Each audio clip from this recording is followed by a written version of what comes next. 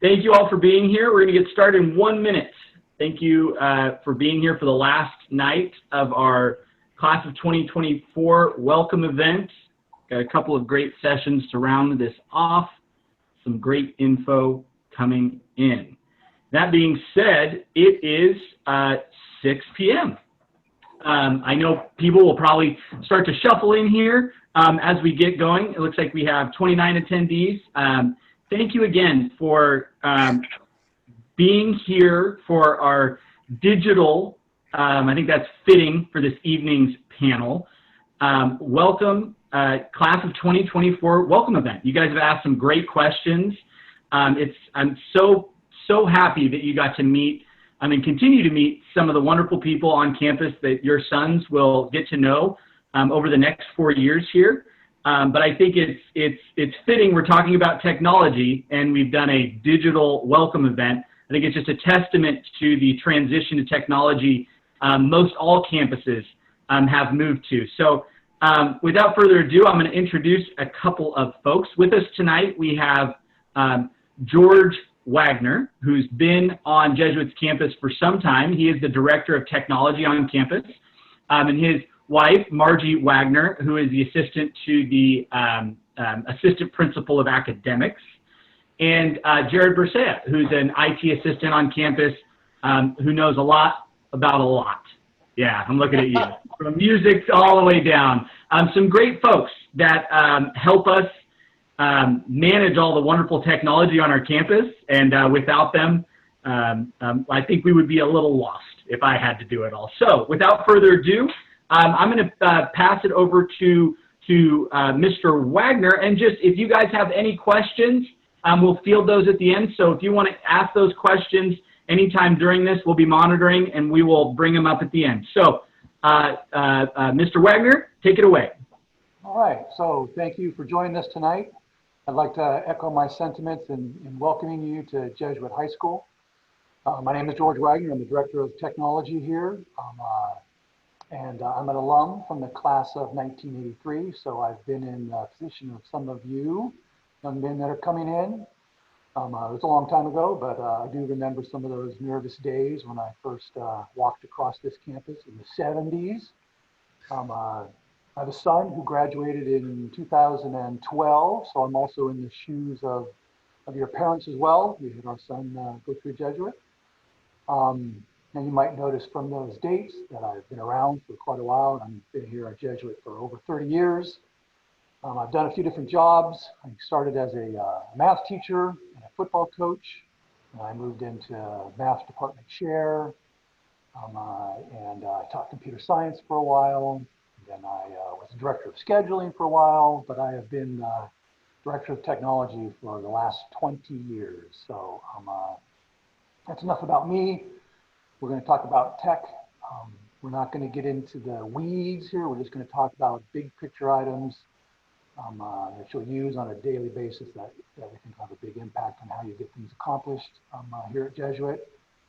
We'll get into the weeds down the line. We'll do some other kinds of these events closer to the start of school. We'll talk about survival skills and more specific skills. So tonight really is going to be a big picture focus. And we're going to go over some kind of 5 important things. So the first thing is going to be BYOD. What is our BYOD program and how does it work? Why do we have it? Then we're going to talk about Power School. My wife Margie will talk about Power School and how it's important to you. And we'll move over to talk about Google. And Jared will introduce some of the main topics about how Google works and why we use it, and the big parts of it that will impact you. We'll jump back to Margie to talk about digital textbooks. And we'll end up with Jared to talk about how you can get help with tech on campus. So BYOD, let me get some more information up here. And I'm going to try to share my screen, all right? See how that works. Let's do this. That's the wrong screen. Share that one. share this one. You guys got to tell me if nobody can see that.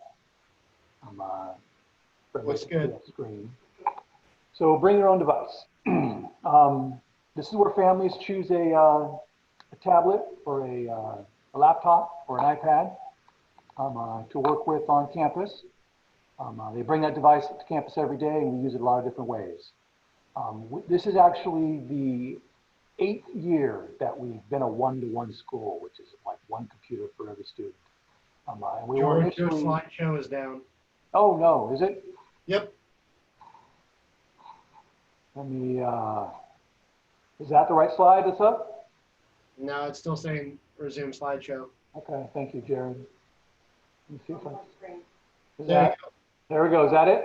That's it. Oh, you'd think this guy would be the director of technology. Here we go. All right. So, like I was saying, it's our 8th year for our BYOD program. We initially started out with iPads for about 4 years, and then we switched over to letting students choose their own device. We got a lot of feedback from kids and students and parents, families saying, hey, we like the iPad, but we really want to have more flexibility. I want to have a more powerful machine. I don't want to be locked into this one device. So we went through a whole review process, and we decided to open it up and let people pick their own device.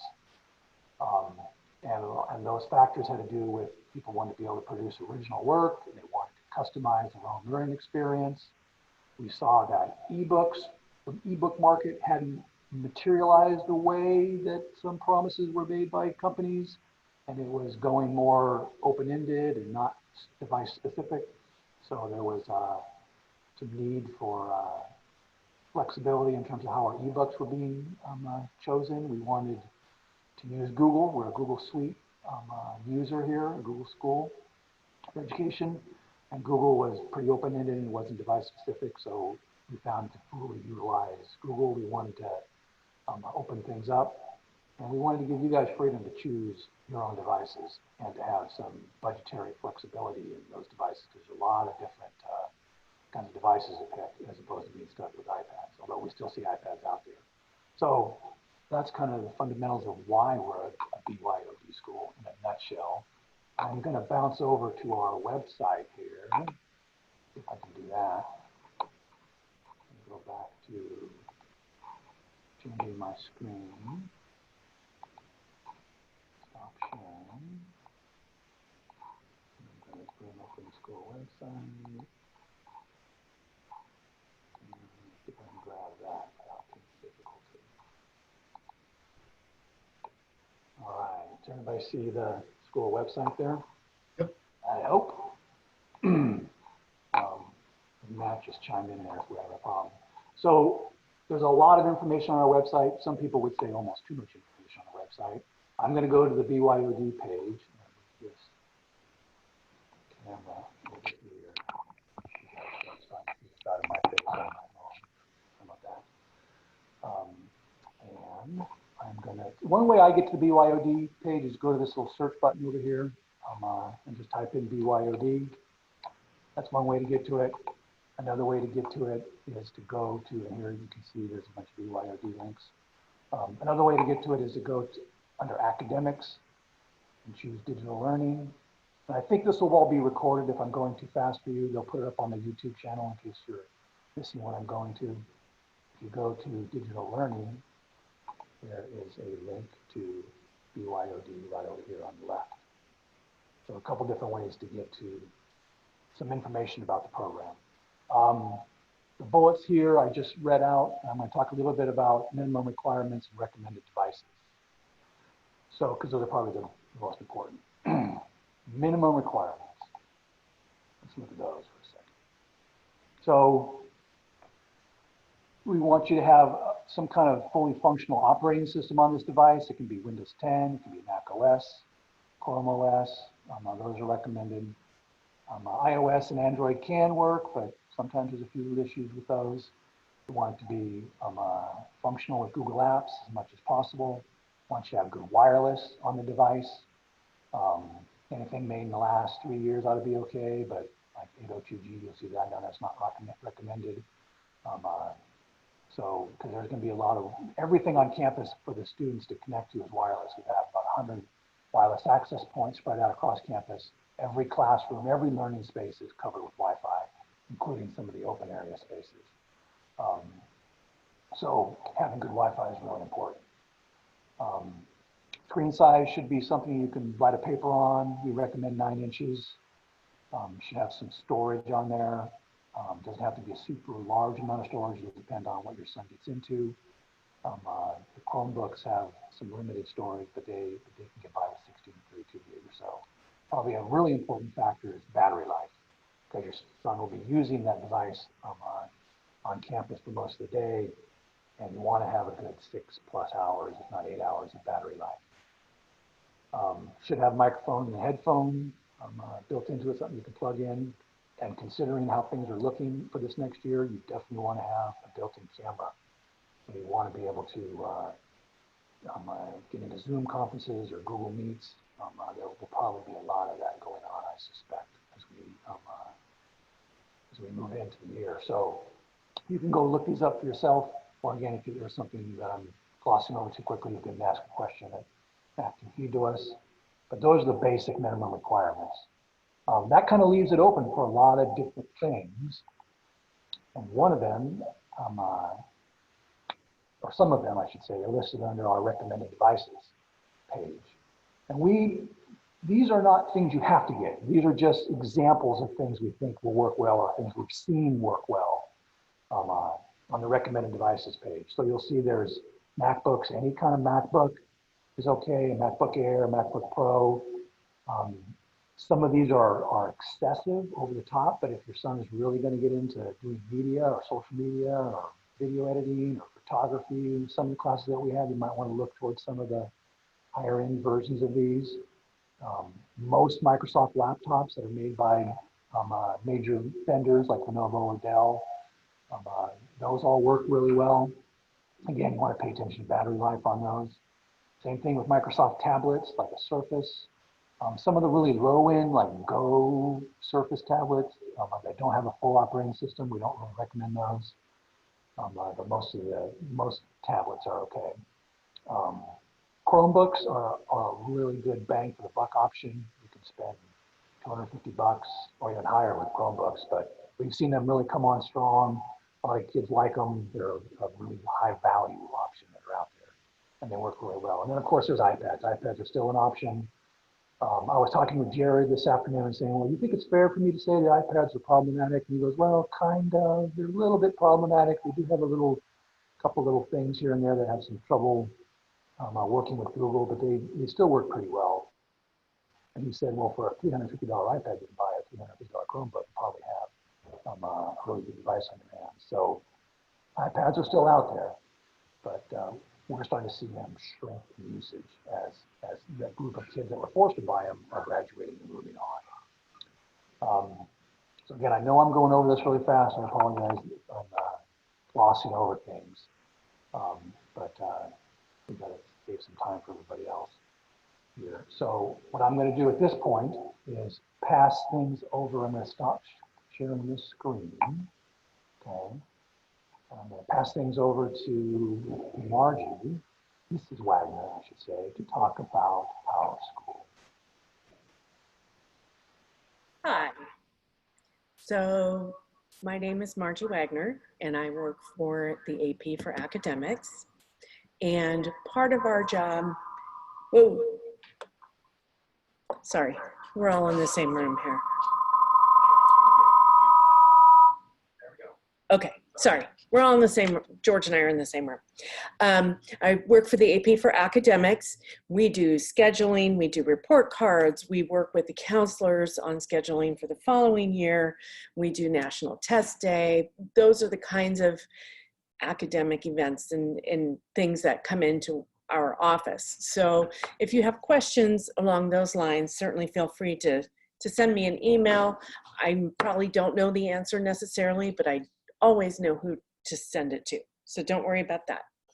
So I've been asked to talk about Power School a little bit. Power School is our learning management system. I know Colin talked about this a little bit on Tuesday. Power School is available to both students and parents. The parents will not receive their access information until the first full week of school. What we do is get the kids up and running with Google Classroom and their PowerSchool and everything they need in order to be successful in the classroom. And then I get the stuff out to the parents a couple of days later. PowerSchool has a couple of ways that you can access it. You can use their desktop URL, which is actually more robust than their app is. They do have an app on the App Store as well as the Google Store, but remember that those generally do not contain the same level of information that you can get from the desktop version. So if you're looking for something that you can't find on the app version, go to your desktop, try there. If you have any questions, of course, send us an email. When you get the letter that has the information, there is an email address on there for you to use that I check fairly regularly, and I'm happy to answer whatever questions you have about that. You and your son will see the same exact information. Remember that PowerSchool is live, so it's a little bit like watching the stock market. It's going to go up and down and up and down, so don't drive yourself crazy. Watch it like once a week, once every 10 days. Teachers are asked to update grades every 2 weeks, but you will see things happening as teachers are making changes, and by the time you sit down to send an email to ask why something has happened, it's probably already changed. So give the teachers a little bit of time once an assignment is out, and then if you have any questions, absolutely reach out to the teacher and ask them that question. Let's see, that was all I had on PowerSchool. Jared, Mr. Bercea, is going to talk a little bit about Google Classroom. All right. Good evening, everyone. Let's see. Can you guys hear me all right? Cool. All right. So trying to help with the feedback issue. I had my mic muted. So I'm going to talk to you guys about Google. Pretty much universally in our area, a lot of the schools have already moved to Google.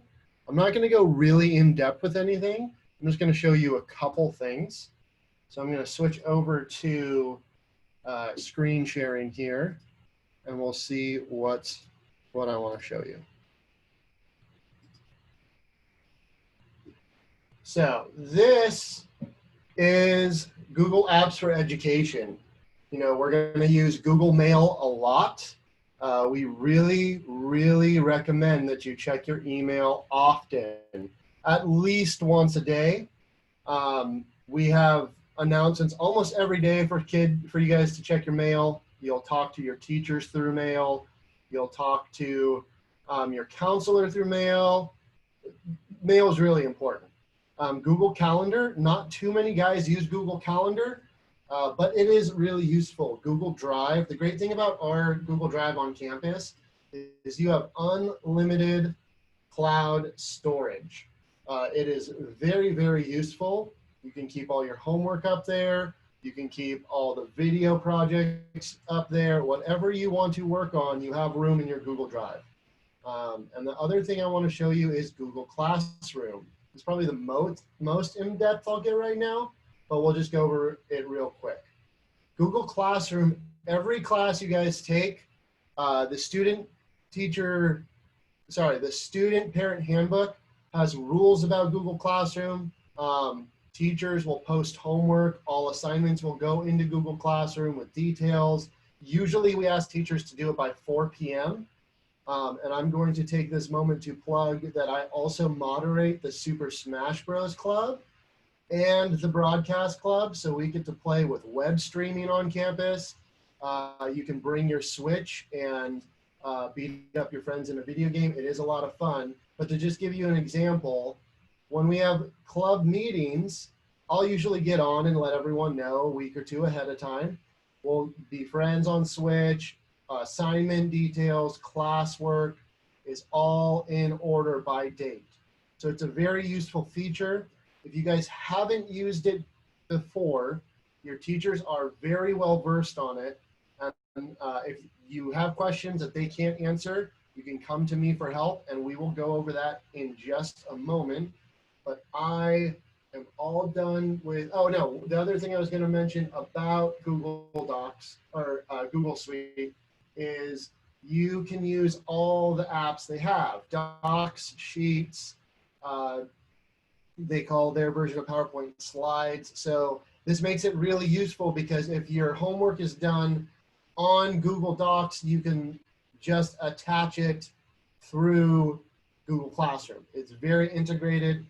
Kind of going back to what Mr. Wagner said earlier, is when we talk about recommended devices on campus, the iPads are troublesome with Google Classroom sometimes. Sometimes you can't open the homework, sometimes you can't take the tests. And the solution is usually, hey, we recommend you go to the library or use like a full-fledged computer at home to get to your homework and use Google Classroom. But other than that, I'm gonna pass it back to Mrs. Wagner, and she is going to talk to you guys about textbooks. So take it away, Margie. So I know this is all your favorite topic and really why you're here. But textbooks we will have another parent event, like George said, a survival night. That's going to come up in late July, where we're going to go through in depth on how to purchase your books, the kinds of options that you have, how to pick which options you have. But just know there's some basic things. Number one, we're not going to put out the textbook list until you get your actual schedule in hand in July. The reason we do that is sometimes out of necessity, we have to make a change to a schedule for a VPA course, for example, or whatever happens, especially these days when things are a little bit unsettled. So we don't open up the book list until we want you to have that schedule in your hands. You know exactly what it is you need to purchase.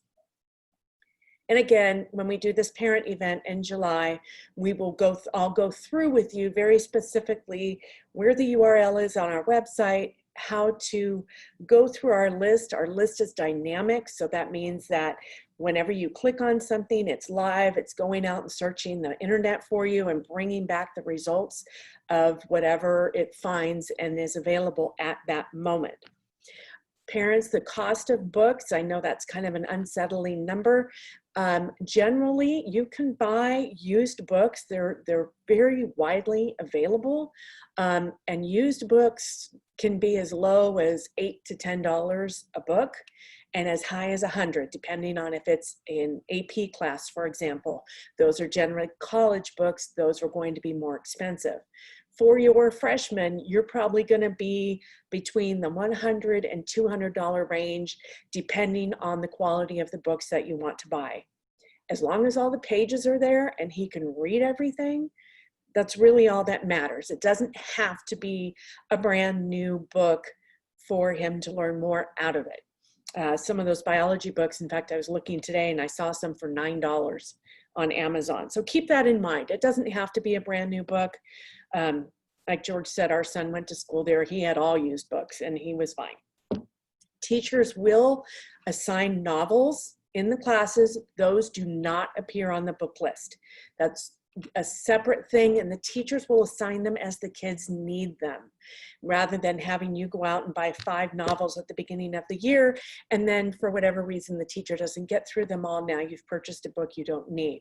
So we've stopped putting novels on the book list. The teachers will make those announcements, normally give the kids a week or so to go out and get that book purchased.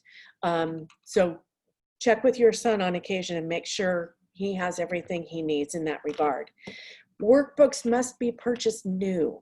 If there's a workbook that's associated with the course, he cannot have a used workbook for obvious reasons. We don't want all the answers in there for him. We will have ebooks and traditional books available when possible. Some books are just not available as an ebook, or we have learned that the used version is a much more family-friendly price than the ebook version is. So when we can, we will offer you a choice. If we can't, you will just see the single choice out there. For example, English teachers prefer kids to have traditional books in hand. So most of those classes, you're not going to see an ebook option for that course. The science department has a mixture. Some of their books are traditional, some of them are ebooks. It depends on the publisher and the availability that is out there of those titles. And I know I listened to the panel from Tuesday night where Colin O'Connor was talking about books and the timing and will we get them in time. What I would say to that is Colin is correct. The teachers will be flexible in terms of books because they know this is an unusual situation we're all in and the schedules are still being worked on. What we will do is as soon as we release the list, you will get an email that tells you it's out there. The survival event will be within a week of us sending out schedules. And then we just ask that you order the books within a couple of days of that. Generally, especially if you order through Amazon, it's only going to take, 3 or 4 or 5 days to get them to you. But don't panic if you don't get them in time. Teachers have learned to be flexible with this. We have it every year, even non-pandemic years. We still have some times where books are delayed for whatever reason. We just ask that you don't wait till the night before school starts to buy your books. That's not going to work. So books will be, like I said, we're going to hit them harder in the weeds in about a month. Just look for the emails. I know Elizabeth sends out emails about once a week, kind of with the staying connected theme of this is what's happening and this is things you should keep an eye on. The other thing is to stay looking at that Welcome Class of 2024 page. A lot of that information will be posted there as well. Okay, so that's it for me. Back to George. Okay, well, I think I remembered, while everybody was talking, I remembered one other point that I wanted to make. It's a small one.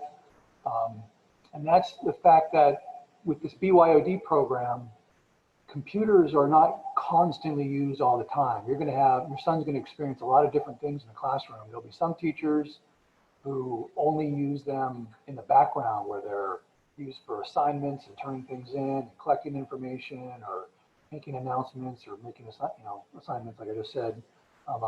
And they're used very little in the classroom proper, whereas other teachers use them quite a bit in the classroom. So your son will experience the full, some classes that are very traditional in their nature and other classes that are really high tech, that we even have labs full of computers where they're using them, on a daily basis. So I just want to make that last point there. And then I would ask Matt or Elizabeth if we have any questions. I think we have about 10 minutes or so to absolutely. I just wanted to reiterate it. Thank you for all that wonderful information. And as Ms. Wagner said so eloquently, is that there will be another opportunity to get into more of the fine details. I really wanted everyone to see the faces of the people that make the technology on our campus work, and from books to scheduling to everything there. There are a couple of questions here. There's 2 questions, and one of them, Jared, is about Super Smash Bros. Club. Do you have to have a Switch? Because I play it on my new 3DS.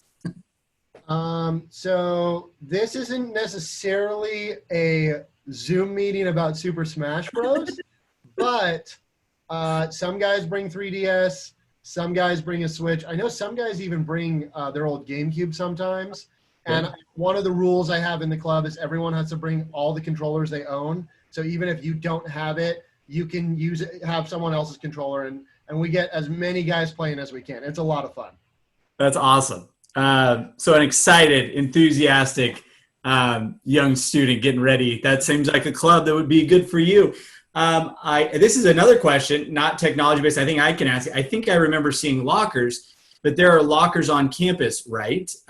Yes, there are lockers, and your son will be assigned a locker. And as you move up, you'll know Grace Court and our freshman quad, they'll have a locker there, and then they will move up. Their lockers will move up into the sophomore, junior quad, respectively, and then into the senior quad. So kind of this changing of the guard as you move up. There is a locker. I highly recommend learning how to use that locker. Sometimes you have all those books in your backpack. You'll quickly learn when you need those books and when to use your locker. And trust me, you'll have plenty of time to get them out of there. If there's any more questions out there, I would love to answer them as we move into our next session. Is just going to be a little closing for this little event that we had. Our president, Father John McGarry, will just say some words to all the families. I want to thank everybody and just reiterate that what Mr. Wagner brought up. There's great resources. Our website is a great resource for, typing in BYOD and learning more and getting FAQs and understanding the ropes there. May not be questions coming into this small opportunity, but there may be some coming out of that. I highly recommend investigating on our website, seeing if there's some answers there. We will address answers to a lot of this on our Welcome Class of 2024 page, especially when we get closer to scheduling. Be on the lookout for that. But Matt, can I chime in? Matt? Sure.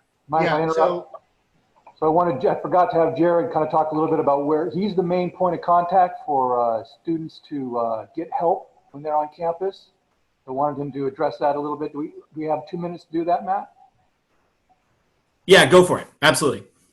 All right. So talking as a resource, my job on campus is to help you guys in technology.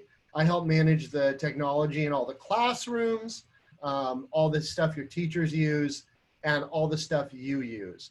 My background is I used to work at the Genius Bar for Apple, and my education is all in Microsoft and Linux. So I'm pretty versed. I'm not the end-all be-all, but my job is to help you guys succeed.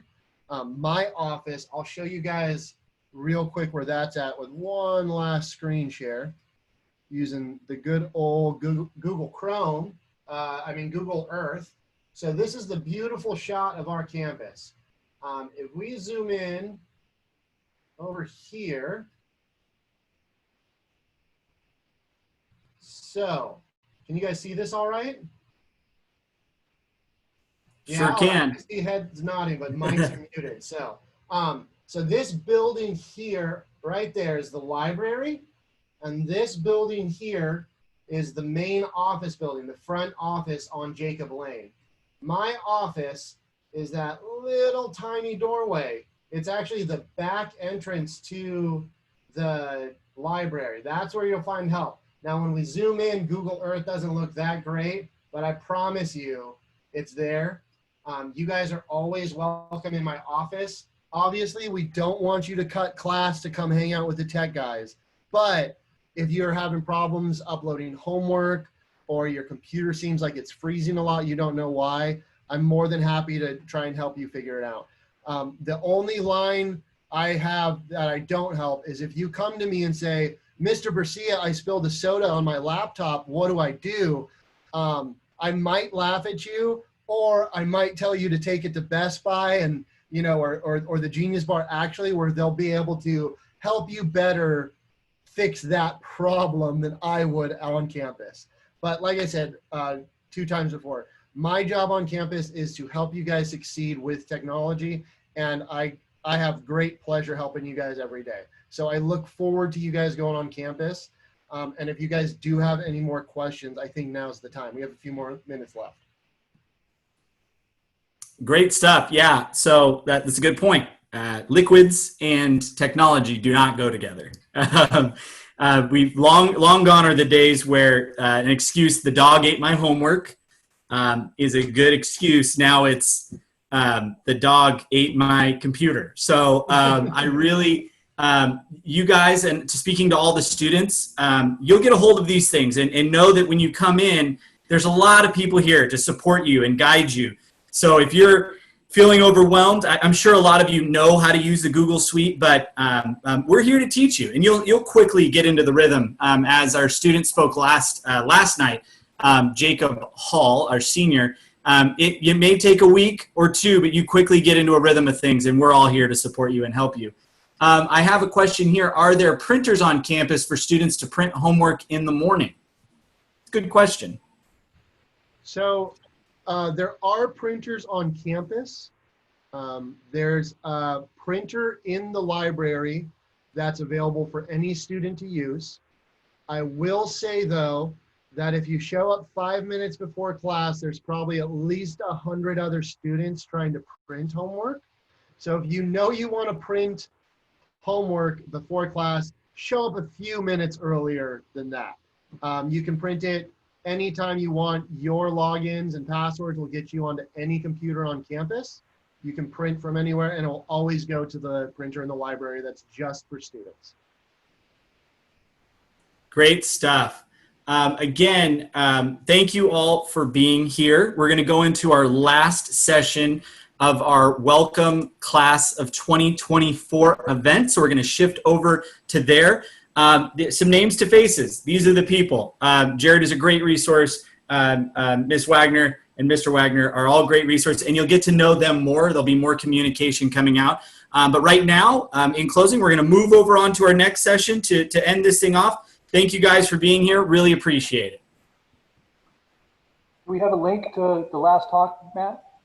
A link to this talk? No, the Zoom session that you're starting, the new one. Oh, that's one. Elizabeth or Ginny might be able to send that over to you. I'm not the technical one. Ginny, if you could help out. Send it along, don't you worry. Right on. Thanks, guys. Thanks, everybody. Bye.